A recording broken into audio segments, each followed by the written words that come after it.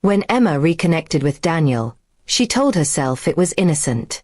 They had once been close in college, but that was years ago. Life had moved on. She was now married to Ryan, a kind and steady man who had stood by her through every challenge. When Daniel reached out through social media, she convinced herself it was harmless to reply. She never mentioned to Ryan that Daniel was her ex-boyfriend. Instead, she referred to him as an old friend, thinking it would avoid unnecessary tension. Their chat started casually, updates, memories, and harmless jokes. But soon, the messages grew more personal.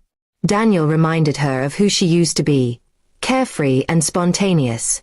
Ryan, meanwhile, had become focused on work, always tired, and emotionally distant. Emma began to crave the attention Daniel gave her, the way he made her feel seen again. One evening, when Ryan was away on a business trip, she met Daniel for coffee. One meeting turned into several, and soon, lines blurred between past and present. After that night, Emma tried to convince herself it was just a mistake. She thought she could hide it, bury it, and move on. But guilt is never silent for long. A month later, she discovered she was pregnant. At first, she was overjoyed. She and Ryan had been trying for a baby for years. But then came the doctor's words. "You're expecting twins." Suddenly, excitement turned to fear. Emma's mind raced. The timing didn't make sense. She couldn't tell who the father was. Ryan was thrilled when she told him the news, lifting her in his arms with tears in his eyes. "This is the best thing that's ever happened to us," he said. Emma smiled weakly, feeling the weight of her secret grow heavier with every heartbeat. Weeks passed, and the guilt began eating away at her. Every ultrasound, every nursery plan, every baby name discussion, all of it was built on a lie. Daniel, unaware of the pregnancy, messaged her occasionally, still flirting, still hinting at something deeper. Emma ignored him, hoping silence would make him fade away. But secrets have a way of finding their voice.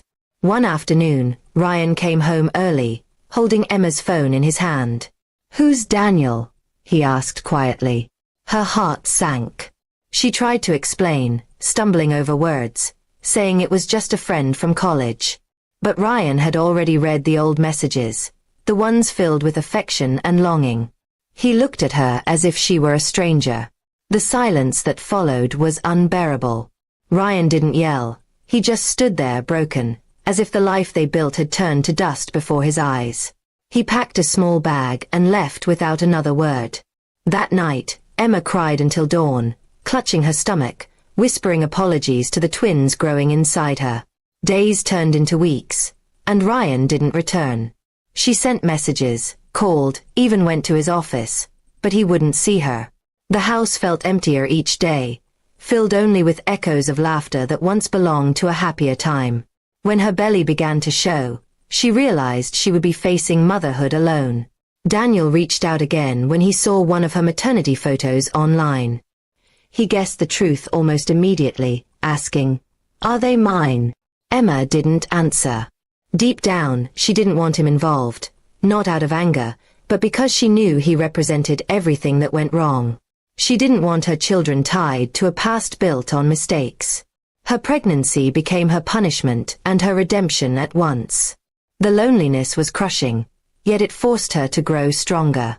She started working from home, preparing for the babies, learning how to navigate the pain of betrayal, her own betrayal. The reflection in the mirror was no longer the carefree girl Daniel once knew or the wife Ryan once adored. She was someone else now, tired, wiser, and regretful. When the twins were born, Emma named them Hope and Grace, names that reminded her of what she had lost and what she still had left. Ryan didn't come to the hospital, though she had sent him a message. She cried when the nurse placed the babies in her arms, realizing they were innocent of everything that had happened. They didn't deserve the chaos their mother had caused. Months later, she received a letter. It was from Ryan. He said he needed time to heal, that he couldn't forgive her yet, but he wished the twins well. He enclosed a small check, a sign of care but not love. She held the letter for hours, reading it again and again, each word carving new pain into her heart. Now, as Emma rocks her twins to sleep each night, She lives with the ache of her choices. She imagines what life could have been if she'd been honest, if she had never let an old friend back into her world. The house is quiet, but the lesson echoes loudly. One lie, however small, can destroy everything you love. And in that silence, between the soft breaths of her babies, she finds a fragile kind of peace. Not from forgiveness, but from finally accepting the truth.